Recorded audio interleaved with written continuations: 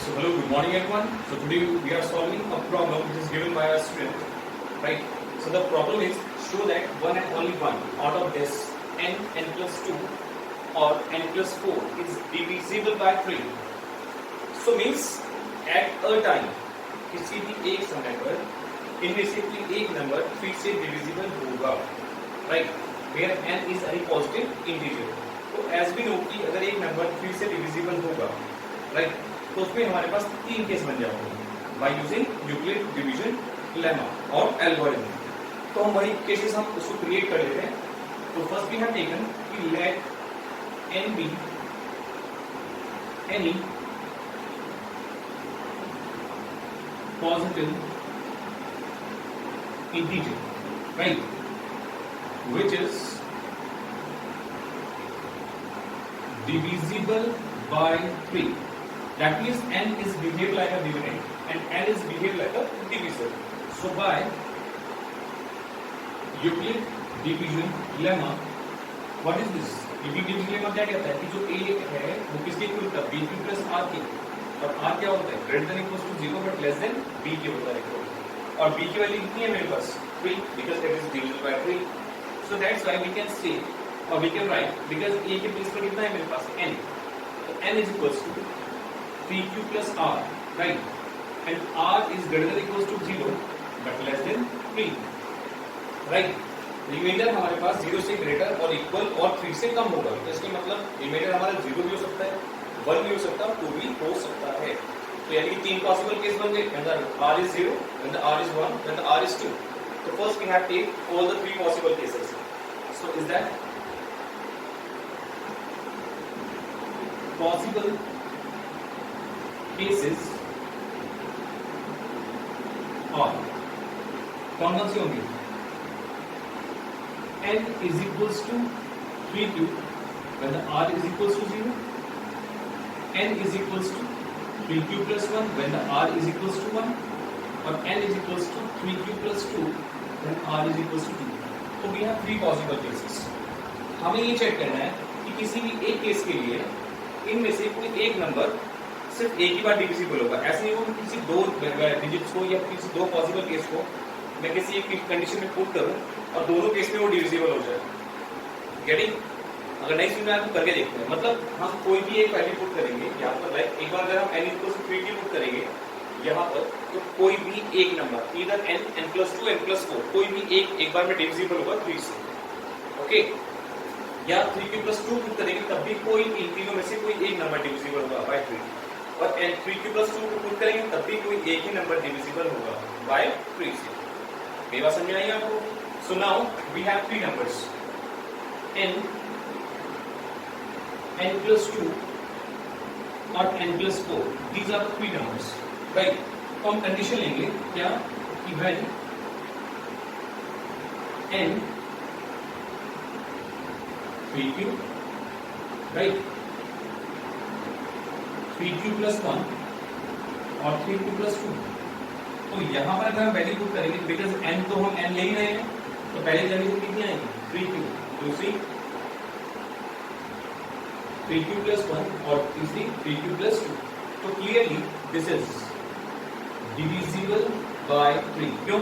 Because it is multiple of 3, so that's why it would be divisible by 3. 3 का multiple है तो इसे 3 से डिवाइड हो सकता है. Likewise in second number when n equals to 3q, तो it would be 3q plus 2. जब यहाँ पर पुट करेंगे इस बार n हम कितना ले रहे हैं, यहाँ पर हमें लिया n equals to 3q, right.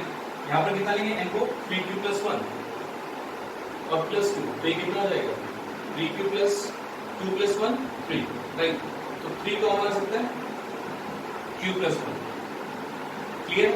और इस बार हम n को कितना लेंगे 3q plus 2, so 3q plus 2 and plus ये वाला 2, तो ये कितना हो जाएगा 3q plus 4. तो यहाँ पर क्लियरली ये वाला number divisible by 2. This is divisible by 3. मतलब एक बार में किसी भी एक केस के लिए कोई भी एक नंबर इसमें डिविजिबल है. when n equals to 3q, तो ये पहला नंबर डिविजिबल है. यहाँ पर अगर n 3q ले रहे हैं तो फर्स्ट नंबर डिविजिबल है. 3q plus 1 ले रहे हैं तो दूसरा नंबर डिविजिबल है. ये बात समझ आई आपको? अब नेक्स्ट ऐसे थर्ड केस में ट्राई करेंगे when n equals to 3q plus n plus 4 के लिए ट्राई करते हैं। तो अगर n को 3 की पुट करेंगे तो ये कितना आएगा 3q प्लस 4, और अगर 3q प्लस 1 पुट करेंगे तो ये कितना आएगा 3q प्लस 1 प्लस 4 यानी कि 3q प्लस 5, और जब लास्ट वाला पुट करेंगे 3q प्लस 2 प्लस 4 ये कितना आ जाएगा 3q प्लस 6। क्लियरली 3 और 6 किसके मल्टीपल होते हैं 3 के मल्टीपल होते हैं, तो 3 कॉमन ले लीजिए आप, तो 3 कॉमन लेने पर कितना आएगा 3q प्लस 2, फिर से वही मल्टीपल ऑफ 3, तो यहाँ पर आपका डिविजिबल बाय 3। तो इस चीज से क्या ऑब्जर्वेशन होंगे कि for any value of n means n divisible by 3 होगा तब किसी भी एक वैल्यू के लिए इधर ऑफ 3q और 3q plus 1 3q plus 2 at time किसी भी एक वैल्यू के लिए एक बार में इनमें से कोई भी एक नंबर फिर से डिविजिबल होगा। ठीक है, so is that from the solution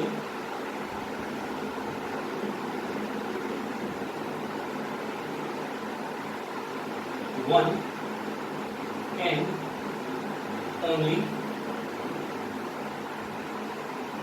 one, right, one and only one out of n plus 2 and n plus 4 is divisible by 3 at a time, किसी भी एक टाइम पर, मतलब 3 की जितनी पॉसिबल केस है उसमें किसी भी एक टाइम में किसी भी एक कंडीशन में ही इनमें से कोई एक नंबर डिविजिबल होगा। आई विल समझे। तो ऐसे ही आप बाकी क्वेश्चन भी ट्राई कर सकते हैं, जैसे आपकी बुक में एक क्वेश्चन है, लाइकवाइज एक क्वेश्चन गिवन है कि nq minus n is divisible by 6। तो इस क्वेश्चन को लिखने के बहुत सारे तरीके होते हैं, राइट। ये क्या है, basically this is the product of 3 consecutive numbers.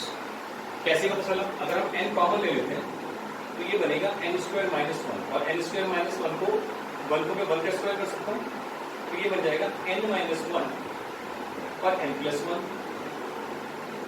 Right. n minus 1 इससे पहले आएगा, फिर n आएगा, फिर n प्लस 1 आएगा। तो ये प्रोडक्ट है, बेसिकली ये प्रॉपर्टी है क्या, the product of 3 consecutive terms is always divisible by 6। आप कोई भी 3 नंबर चूज कर सकते हैं, उसमें से उसका जो प्रोडक्ट आता है that is always divisible by 6। Getting, बहुत सिंपल है, ये प्रॉपर्टी होती है, आपको यही प्रूव करना है। तो यहाँ पर भी आपको एक नंबर ऐसे चूज करना है कि n is a number which is divisible by 6। तो इसमें यहाँ पे कितने पॉसिबल केस बनेंगे, 6 बनेंगे। When the r is 0, r is 1, r is 2, r is 3, 4, 5, because condition क्या बनेगी, n is equals to 6q plus r and r is greater than equals to 0 but less than, यहाँ पर 3 है तो वहां पर क्या होगा, 6 होगा। So in this way you can solve all the questions of this type by using this kind of method. So I hope so आपको clear हुआ होगा। So everyone pause the video and note it down. Thank you.